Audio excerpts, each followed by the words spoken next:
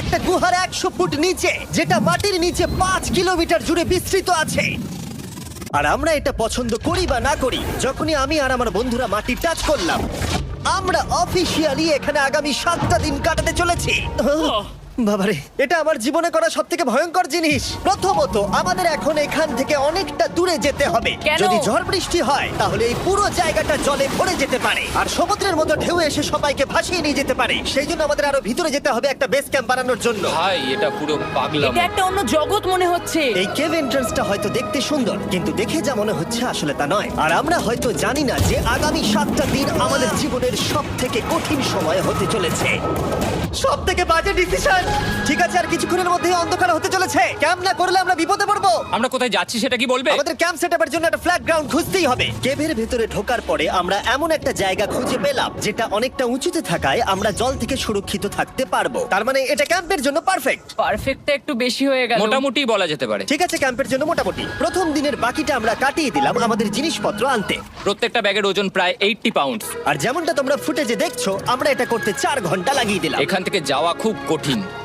তারপরে আমরা সবাই বেস ক্যাম্পে ফিরে গেলাম। ঠিক আছে, আমরা এখানে লাইট লাগিয়ে দিলাম। আমাদের সব জিনিসপত্র হোম বেসে চলে এসেছে। একটু ক্যামেরাটা ওদিকে দেখাবে? ওদিকটা কিন্তু ভয়ানক অন্ধকার, আর সবসময় এরকমই থাকবে। তাই আমরা ক্যাম্পিং গ্রাউন্ডের জন্য খুব বেশি কিছু করতে পারলাম না। কটা ফুটো করে দড়ি টাঙিয়ে দিলাম। এটা ধরো আর ওঠো দেখি। মনে হচ্ছে আমাদের হ্যামকগুলো ভালোই সাপোর্ট পাবে। আর তারপরে আমাদের সার্ভাইভাল গাইড জোয়ের সাহায্যে আমরা হ্যামক টাঙালাম। এই সরু দড়িটা আমার হ্যামকটাকে ধরে রাখবে। হ্যাঁ। ডিনার খেয়ে আমরা প্রথম রাত্রি ঠান্ডার জন্য তৈরি হলাম। আমি মিথ্যে কথা বলবো না, আমি যতটা ভেবেছিলাম তার থেকে এই হ্যামকটা অনেক বেশি কমফোর্টেবল। এই আমি তো আমার চমকেই হাতটা তো গেছিলাম। বড় কেন ভাই?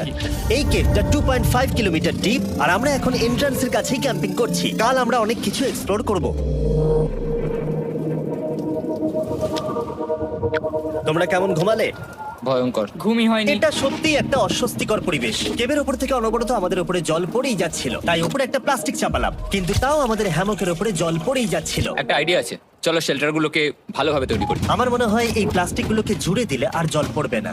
বাহ, তুমি তো জিনিয়াস। আমি শুধু একজন ইউটিউবারই নয়, ঠিক আছে? আমার হ্যামকটা এটার উপরে ঝুলছিল।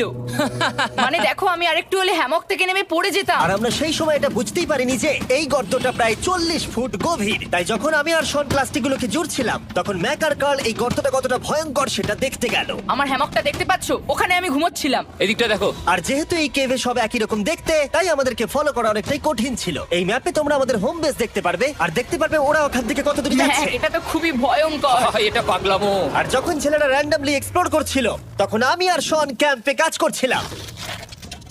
এই স্লিপিং ব্যাগটা এখানে কেন পড়ে? কারণ এটার থেকে পিয়ের গন্ধ বেরোচ্ছে।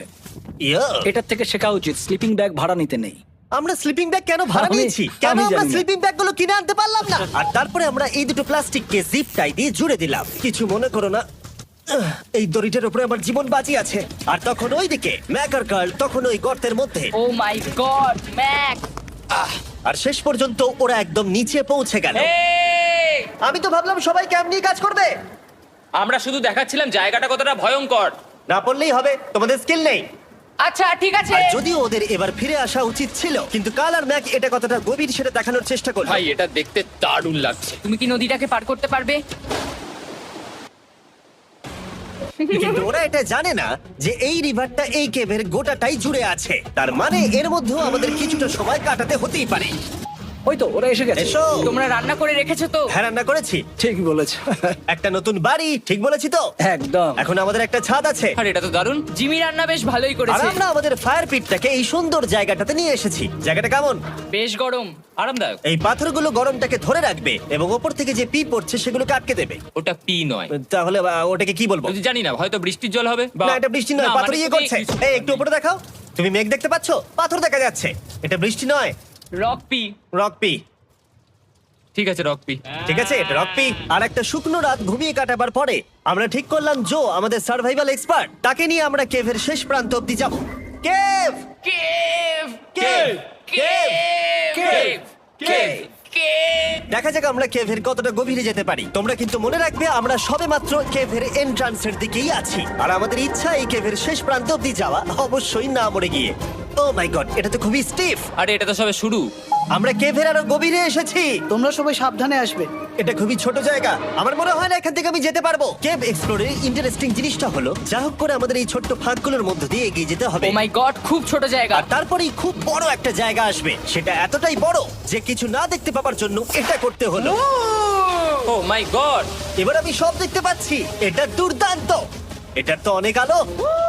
ভাই জায়গাটা কতটা সুন্দর দেখো। বাপরে কি আলো, আমি তো তাকাতেই পারছি না। আমি তো অন্ধ হয়ে যাব মনে হচ্ছে। এ বাবা, এটা কি হলো? আমরা বোধহয় ঠিক মতো এটাকে ব্যবহার করতে জানতামই না। চলো এগিয়ে যাই, আর তাই আমরা এগোতে থাকলাম। এই যে এই জায়গাগুলো, এগুলো খুব ভালো ধরার এখানে? জায়গা। এগুলো ধরে এখান থেকে পা ঘুরিয়ে চলে আসতে পারবে। এইভাবে কি? হ্যাঁ, একদম পারফেক্ট। জো সব থেকে ভালো কেভ গাইড। এভাবে কেউ গাইড করতে পারবে না। ঠিক আছে, এইবার ব্যাপারটা ইন্টারেস্টিং হবে। কি? এটা কি? এখান থেকে আমাদের ওয়েট শুট পরে সাঁতার কেটে যেতে হবে। গতকাল ম্যাক আর কার্ল এটা নিয়ে মজা করছিল, কিন্তু এই কেভে আমাদের পরের অ্যাডভেঞ্চারটা ছিল একটা প্রায় জমে যাওয়া নদীর মধ্যে। ও মাই গড, এটা তো পাগলামি! তার মানে আমাদের ওয়েট শুট পড়তেই হবে যাতে আমাদের হাইপোথার্মিয়া না হয়। আমরা এটা কেন করছি? এই এক্সপেরিয়েন্সটা তো জীবনে একবারই হবে। এটা করলে হয়তো আর নাও বেঁচে থাকতে পারি। আমাদের এই কেভের শেষে পৌঁছতে হলে আমাদের এই নদীর মধ্য দিয়ে, এই ছোট্ট ফাঁকগুলোর মধ্য দিয়ে সাবধানে ধীরে ধীরে এগিয়ে যেতে হবে। আস্তে আস্তে নামো, স্রোতের কারণে পা পেছনে টানতে পারে। ঠিক আছে, আমি তাহলে নামছি। তুমি ওই দেয়ালগুলো ধরে ধরে এগোতে থাকো আস্তে এটা তো আস্তে। খুব ঠান্ডা। তুমি পারবে জিমি। জানি না এখানে ঢুকতে পারবো কিনা। জিমি, এবার তুমি জল থেকে উঠে দাঁড়িয়ে পড়ো। Oh my God! এটা সত্যি একটা পাগলামি। এখানে কি ঠান্ডা! যখন তোমরা খুব ঠান্ডা জলের মধ্যে থাকবে তখন একটা পাথরকে ধরে এগিয়ে চলা খুব কঠিন হবে। Oh my God! এটা সত্যি পাগলামি। ম্যাক, কার, চলে এসো। আমার ভয় লাগছে। চলো চলো, পারবে। ভাই। এগোতে থাকো, পেছন দিকে তাকিও না। একবার দেখো আমরা কি করছি। কিন্তু এই বাধাগুলো এতটা কঠিন ছিল না সামনে যা আসতে চলেছিল তার তুলনায়। আমরা পেরেছি। কেভ কেভ কেভ এই, কেভ। একটা কথা শোনো, আমরা 10% আসিনি। তার মানে এখনো আমরা শুধুমাত্র সারফেসেই রয়েছি, আর শেষ প্রান্তে পৌঁছতে হলে আমাদেরকে আরো 2 কিলোমিটার যেতে হবে। যেরকম তোমরা দেখতে পাচ্ছ এখানে 24/7 বৃষ্টি হয়, তাই আমি একটা আড্ডা মারার জায়গা তৈরি করেছি যেখানে আমরা কেউ ভিজবো না। আমি ভাবছি আমি যদি এটা না বানাতাম তাহলে কি হতো। আমি নিশ্চিত যে ওদের একটা ভেজা পাথরের উপর শুতে হতো। আমাদের ক্রমাগত এগিয়ে যেতে হবে এবং শরীরটাকে ভিজে রাখতে হবে। ঠিক আছে। নইলে আমাদের শরীরের তাপমাত্রা কমে এটা যাবে। এতটা কঠিন কেন? সব থেকে বাজে ব্যাপার হলো আমরা যতটাই দিকে এগোবো ততটাই আমাদের পিছন দিকে ক্যাম্পে ফিরতে হবে। আমাদের পরের বাধাটা হয়তো জলের মধ্যে নয়, কিন্তু তার মানে এটা নয় যে সেটা সহজ হবে। আরে এটা কি মাকড়সার জাল? কিন্তু আমি মাকড়সা দেখতে পাচ্ছি না। তার কেন? মানে ওটা আমাদের উপরে আছে। আরে তোমার গায়ে, তোমার গায়ে। আমার বন্ধুরা বলতে বাজে, এই গেমটা মিস্টার বিস ভিডিওর মতো, যত এগোবে ততই কঠিন হবে। সত্যি কথা বলতে যদি আমাদের সাথে জো না থাকতো আমরা মরেই যেতাম। আর 3 ঘন্টা পরে জো আমাদের জন্য একটা বাজে খবর নিয়ে এলো। জল অনেকটা বেড়ে গেছে আর আমরা অনেকটা সময় লাগিয়ে ফেলেছি, তাই আজকে আমাদের আবার ক্যাম্পে ফিরে যেতে হবে। আমি মানবো না। তুমি সেফটি এক্সপার্টের কথা অমান্য করতে পারো না। আমি এটা মানবো না। সত্যি কথা বলতে আমাদেরকে ফিরতেই হতো, কারণ এর আগে আমরা শুট করতে অনেকটাই সময় নষ্ট করে দিয়েছি। তারপর ফ্লেয়ার নিয়ে খেলেছি, তাই আমরা ফিরে যাচ্ছি আর এই মিশনটা আমরা পরের দিন আবার শুরু করব। শন, আমরা এসে গেছি। আরে তুমি এখানে কি করছিলে? এখন তোমরা কেউ ভিজবে না। আমি তো জানতামই না এই লাইটগুলো আমরা এনেছি। এগুলো দারুণ লাগছে তাই না? দুঃখের বিষয় আজকে আমরা মাত্র 20% এগোতে পেরেছি, কিন্তু বিশ্বাস করো আমরা শেষ পর্যন্ত অবশ্যই যাব আগামী কয়েকদিনের মধ্যেই। আমার মনে হয় না। কোনোদিনই হবে না। আমি তো বললাম। আমরা ডে 4টা রেস্ট নেব আর ডে 5-এ চেষ্টা করব এই কেভের শেষ অবধি যাবার। দেখা যাক কি হয়। ডে 3-তে মজা হলো, কালকে আবার দেখা হচ্ছে। আর কেভের ভিতরে 3টে খুব বাজে রাত কাটাবার পরে পরের দিন সকালে আমাদের মাথায় শুধু একটাই কথা আসছিল, আমার একটা হট শাওয়ার চাই, তবে আমি এখন একটু শান্তি পাবো। ও এখন শাওয়ার পেলে কিন্তু দারুণ হয়। আমি চান করিনি প্রায় 3-4 দিন হয়ে গেল। তোমরা নিশ্চয়ই জানো কেভের মধ্যে শাওয়ার করা সম্ভব নয়। আমাদের অনেকটা পথ হেঁটে সাবধানে আগের রিভার বেডের কাছে পৌঁছতে হলো। ও মাই গড! আমি আমার ব্রেনকে ফিল করতে পারছি। আমি এভাবে ব্রেনকে ফিল আমার করিনি। কপালটা জমে গেল পুরো। চলো ড্রোন দিয়ে মাথার চুলগুলো শুকিয়ে নি। এদিকে এসো ড্রোন। ও দাঁড়াও দাঁড়াও দাঁড়াও, এটা কিন্তু কাজ করছে। হ্যাঁ, দারুণ কাজ করছে। ড্রোন থাকতে হেয়ার ড্রায়ারের কি দরকার? আর চুল শুকানোর পর আমরা জোয়ের সাথে জার্নির প্ল্যান করতে বসলাম। এটা কি জো? এটাই কেভের ম্যাপ। আগেরবার আমাদের থামতে হয়েছিল কারণ জল খুব জোরে বইছিল। এখন বৃষ্টি কম হচ্ছে, তাই কালকে আমরা নিশ্চয়ই এই কেভের শেষে পৌঁছে যাব। এটা ভয়ঙ্কর হতে চলেছে। প্রথমে আমাদের কালকে যেখান দিয়ে গেলাম সেখান দিয়ে আগে যেতে হবে। জলের মধ্যে ঝাঁপ দিতে হবে এবং পাথর দেখে হাঁটতে হবে। এগুলো সবকটা আমরা যদি পার করতে পারি তাহলে আমরা গ্লো ওয়ার্ম চেম্বারে পৌঁছে যাব। কেমন দেখতে তুমি সেটা বলো না, আমি তোমাদেরকে সারপ্রাইজ দিতে চাই। তোমার মনে হয় আমরা পারবো? ওইসব বাদ দাও, আমরা ঠিক কালকে পৌঁছে যাবো। কালকের প্ল্যান আমরা চক আউট করে নিয়েছি। আমরা রেস্ট করছি আর ফেস্টিভ্যাল স্মোর্টস খাচ্ছি আমাদের এনার্জি রিগেন করতে। সবাইকে চিয়ার্স। Yippee! জো এই প্রথমবার ফেস্টিভ্যাল স্মোর্টস খাচ্ছে। জো সত্যি কথা বলবে। এটা দারুণ, তাহলে ভালো লাগলো? দারুণ লেগেছে। আমরা এই চকলেটটা আগে কেন বের করে নিই? এটা এমনি চকলেটের থেকে 10 গুণ ভালো খেতে। সত্যি কথা বলতে তোমরা যদি ফেস্টিভ্যালের সাথে স্মোর্টস ট্রাই না করে থাকো তাহলে তোমরা মিস করছো। কালকে আমরা পুরো কেভটা এক্সপ্লোর করব, দেখা হচ্ছে। তাই আমরা ভালো করে ঘুমানোর চেষ্টা করলাম আর কালকের প্রিপারেশন নিলাম কেভের শেষে যাওয়ার জন্য। আমরা আমাদের জীবনের সবথেকে ডেঞ্জারাস জার্নি করতে চলেছি। ডে 3 এর অভিজ্ঞতা মাথায় রেখে আমরা কম শুট করেছি যাতে আমরা সামনের দিকে তাড়াতাড়ি এগোতে পারি। জলটা খুব ঠান্ডা হ্যাঁ, আগের দিনের মতোই খুব ভালো। এই তো আর যাতে আমরা সবাই বেঁচে ফিরতে পারি তাই জো ছাড়াও আরেকজন সার্ভাইভাল এক্সপার্টকে আমরা নিয়ে এসেছিলাম। এখানেই আমরা ডে 3 তে আটকে গেছিলাম। এখন আমরা কি করব? এবারে আমরা অনেক তাড়াতাড়ি এসেছি। আমাদের পিছনে ঘন অন্ধকার, কোথায় যাব? এই রাস্তাটা অনেক সরু এবং হ্যাঁ। স্রোত প্রচুর বেশি, তাই আমরা দেয়ালগুলো ধরে ধরে আস্তে আস্তে এগোবো। এই যে এইভাবে। ও হ্যাঁ, God! এই রকটায় জাম্প করো। কয়েকটা ভালো পাথর আছে যেগুলোকে তুমি ধরে এগোতে পারবে। আরে এখানটা তো অনেক অন্ধকার। আমি আর পা পাচ্ছি না, আমি এখন মাটিতে আর পাই পাচ্ছি না। যেহেতু আমরা মাটিতে পা পাচ্ছিলাম না, তার মানে যদি আমরা পাথর ছেড়ে দিই তাহলে এই জলের স্রোত আমাদেরকে ভাসিয়ে নিয়ে যেতে পারে। জো, আমরা কি করব? আমি এটা ধরে এসেছি, তুমি এটা ঠিক ধরো। আছে, আমি তো দেখতেও পাচ্ছি না কোথায় যাচ্ছি। জো, স্রোত আমাকে ভাসিয়ে নিয়ে চলে যাচ্ছে। আমি তুমি করবো কি করে? পারবে, পারবে। শুধু মুখটা এখান থেকে ঢুকিয়ে দাও, আমি হেল্প করছি। এখানে আমি ঢুকবো? হ্যাঁ, এই গর্তের মধ্যে। এই তো, খুব ভালো। এটা আমার জীবনের সবথেকে বিপজ্জনক অ্যাডভেঞ্চার। আমরা এখন কেভের অনেক গভীরে চলে এসেছি আর এবার আমাদের সামনে প্রথম বড় বাধা। এখানে জলের একটা ঘূর্ণাবর্ত আছে, যদি তুমি এর মধ্যে পড়ে যাও তাহলে তোমাকে একদম নিচে নিয়ে চলে যাবে। মানে আমরা পড়ে গেলে মরে যেতে পারি। হ্যাঁ, মানে আমরা মৃত্যুর সাথে খেলা করছি। এটা এতটা বিপজ্জনক হতে পারে আমি সত্যিই ভাবিনি। খুব ভালো। এই তো। তাহলে কি আমার পা এখানে হ্যাঁ, রাখবো? রাখো রাখো। ঠিক আছে, এই তো আমি পেরেছি।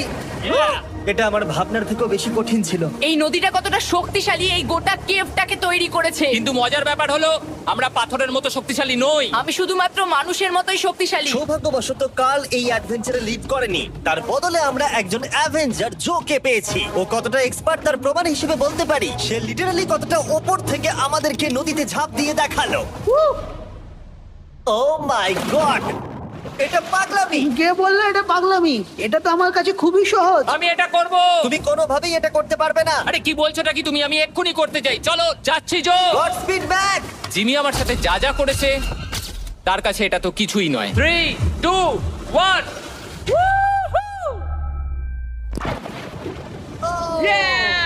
তুমি করবে? না, আমরা না এগুলো শেষ পর্যন্ত যেতে পারবো না। ও মাই গড, আমাদের নিচের দিকে যেতে হবে। আমরা সবসময় স্রোতের উল্টো দিকে কেন যাই? এখন শুধু আমি ভেসে ভেসেই যেতে পারবো, আর কিছু না। এই জলের তলায় অনেক ধারালো পাথর আছে, তোমরা সেগুলোকে দেখতে পাবে না, তাই সাবধানে পা ফেলবে। ও মাই গড, আবার এটা গভীর আরে হচ্ছে। আমার পা তো কিছুর উপরে রাখতে হবে। ছোট পাথরগুলোই একমাত্র বাধা ছিল না, মনে হচ্ছে আমাদের প্রতিটা পদক্ষেপে। ও ভাই, আমি কিচ্ছু দেখতে পাচ্ছি না। এটা খুব ভয়ঙ্কর। কেভটা আরো অন্ধকার হয়ে আসছিল এবং আরো সরু। আর তখন আমরা জানতাম না যে আমরা ফিনিশ লাইন অব্দি পৌঁছতে পারবো কিনা। আমি ক্লান্ত হয়ে পড়েছি। এই কেভে আরো কঠিন বাধা আসার আগে তোমাদেরকে আমি কিছু দেখাতে চাইবো। জো, তোমার ব্যাগটা দাও। Thank you. তুমি জানো এর মধ্যে কি আছে? না, জানি না কি আছে। Brand new mister beast lab swamp.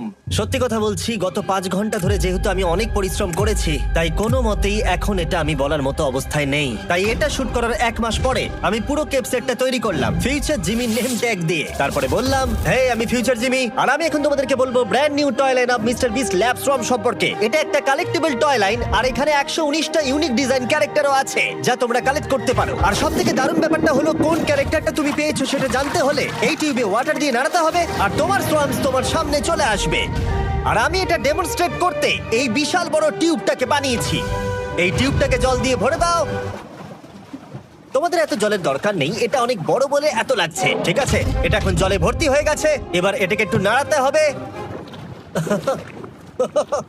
এটা কি আর নাড়াতে হ্যাঁ হবে? হ্যাঁ, অনেক নাড়ানো হয়ে গেছে। এবার জল ঢালো এখানে। জো ঢালছে। আর জল ঢালার পরে তোমরা দেখতে পাবে তোমরা কোন সোয়ামটা পেয়েছো। এটা সব থেকে রেয়ার হাইপোক্রোম, যেটা মাত্র 1000টা বানানো হয়েছে। জো, এটা তোমার। থ্যাংক ইউ সো এটা চাই। আর এটা তোমার। কাল কি নেবে? আমার কাছে দুটোই ছিল। আর আমরা শুধু সোয়ামেই থেমে নেই, আমরা এই অ্যাকশন ফিগার প্যান্থার গুলো বানিয়েছি যেগুলো এই ব্রিফকেসে আছে। আর এই সোয়ার্মের মতো এই মিউটেটর যখন তোমরা কিনবে দেখতে পাবে এর ভেতরে কি আছে। কোথায় কিনবো? ভালো হয়েছে জিজ্ঞাসা করলে। মিস্টার বিস্ট ল্যাব টয়েস এখন তোমরা পৃথিবীর সব জায়গায় পেয়ে যাবে। এগুলো সব বেরিয়ে গেছে, তোমরা গিয়ে কিনে নাও। আর কেবের মধ্যে অনেক সমস্যা পেরোনোর পরে আমরা ফাইনালি পৌঁছে গেলাম গ্লো ওয়ার্ম চেম্বারে। ভাই এবার খুব ভালো লাগছে। ঠিক আছে টিম, তোমাদের গ্লো ওয়ার্ম চেম্বারে স্বাগত। এ তো দারুণ। এটা দারুণ লাগছে। ভাই এটা পৃথিবী মনে হচ্ছে না এখানে একদমই। যে আলো তোমরা দেখতে পাচ্ছ সেগুলো আসলে ছোট্ট ছোট্ট বায়োলুমিনেসেন্ট গ্লো ওয়ার্ম তৈরি করেছে। এটা দেখতে অনেকটা মিল্কি ওয়ে গ্যালাক্সির মতো লাগছে। ওয়াও! আর এই মুহূর্তটা, এই ভিউ, সত্যি বলতে এই ট্রেকের সমস্ত ক্লান্তি যেন দূর করে দিল। এখানে অবধি পৌঁছানো যেন সত্যি একটা অ্যাচিভমেন্ট ছিল। কিন্তু এখন আমাদের যাত্রা শেষ হয়নি, কারণ আমাদের এখান থেকে এখন বেস ক্যাম্পে ফিরতে হবে। আজকে ডে 6 হতে চলেছে, এখনো ওরা আসেনি আর আমি খুব ক্লান্ত। আমার মনে হয় না আমি ভালো করে ঘুমোতে পারবো, ওদের জন্য খুব চিন্তা হচ্ছে। এই ট্রিপটা অনেকটাই সহজ ছিল কারণ আমরা স্রোতের সাথে ভেসে ভেসে যাচ্ছিলাম। আর যেহেতু তোমরা এই ট্রিপটা দেখেছো তাই আমরা এটাকে স্কিপ করলাম। কিন্তু সত্যি বলতে এই জার্নিটাও অনেকটা বেশি সময় নিল, কারণ আমরা ক্যাম্পে পৌঁছানোর আগেই 6 নম্বর দিন চলে এলো। শোন, সবাই ঠিক আছে তো? আমার খুব চিন্তা হচ্ছিল। Happy day 6। ডে 6 খুব ভালো। এনার্জি বাড়াতে আমরা আগুনের উত্তাপ নিলাম এবং ফাইনালি আমরা কিছু খেতে পেলাম। এটা খুবই অ্যাডভেঞ্চারাস ডে ছিল। কালকে দেখা হচ্ছে, মানে আজকেই হয়তো। এটা হয় ডে কোনোদিন 6 হবে না। নাকি আজকে, না আমি জানি না। এত বড় ট্রেক সম্পূর্ণ করার পরে শারীরিকভাবে চূড়ান্ত ক্লান্ত হওয়া সত্ত্বেও জানি না কেন কিন্তু আমি একদমই ঘুমাতে পারছিলাম না।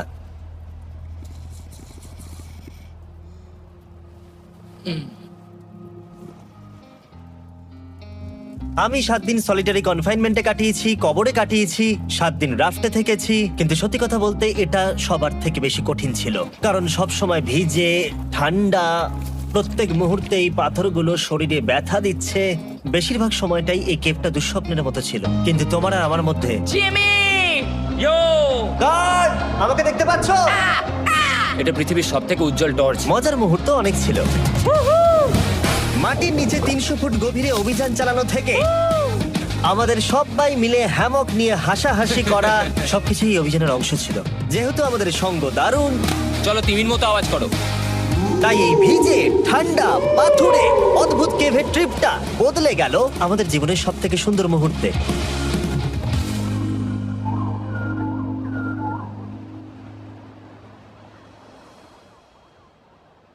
আমরা এখান থেকে যাব না যতক্ষণ না সবকিছু তোলা হচ্ছে।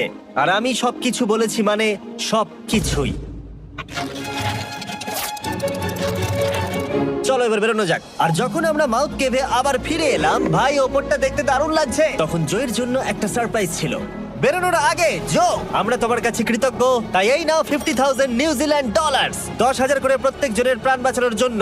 ও my God, thank you so much Jimmy. Thank you Joel. Love you Joel! এবার আমাদের সব কাজ হয়ে গেছে, চলো বেরোনো যাক। 7টা দিন পরে আমরা ফাইনালি এখান থেকে বেরোচ্ছি।